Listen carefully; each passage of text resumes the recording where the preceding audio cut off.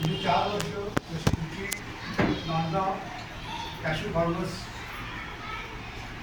Producer company आहे तशी आमची पण राजापूर तालुका शेतकरी कंपनी लिमिटेड आम्ही माणगावला 60 एकरचा प्लॉट शेतीसाठी घेतला.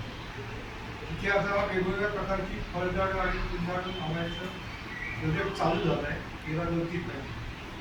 तर उद्योजक ही तात्विकची जी स्टेज आहे, खरोखरच तुम्ही जर लक्ष दिलं तर हे 30 जण आता आहोत आपण. हे 30 जण 2 किंवा 3 वर्षात लखपती होती. आज आपली पहिली स्पर्धा लावली आहे.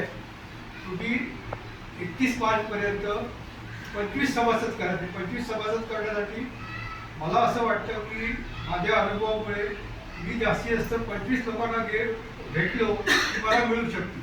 पण तुम्ही अनुभवी नसल्यामुळे जास्तीत जास्त 50 लोकांना तुम्हाला भेटावं लागेल.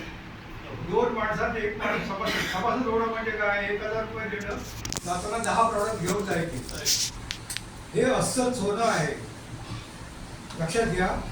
काजूगर नांदगाव कंपनी काजूगर करते.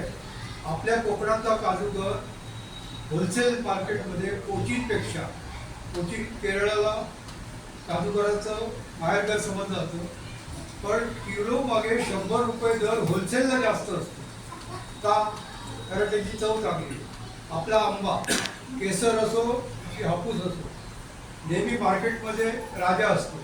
याचं कारण ती जमीन आहे आपली ना, ती परमेश्वराने आपली मोठी देणगी दिलेली आहे.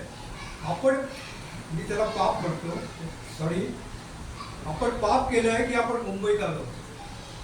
आपण पापी आहोत, लक्षात घ्या. आणि परत तिकडे जायचं नाही, पण निदान मुंबईतला पैसा तिकडे जाईल याची दक्षता घ्या. खूप स्कीम्स आहेत. तुम्ही जो 10,000 रुपये कमाई, 10,000 रुपयात जो माणूस कमाई करतो तो 1,000 रुपये 10% सेव्हिंग करू शकतो. पण हे सेव्हिंग FD मध्ये नाही टाकायचं आहे. सेव्हिंग इथे गुंतवायचं आहे.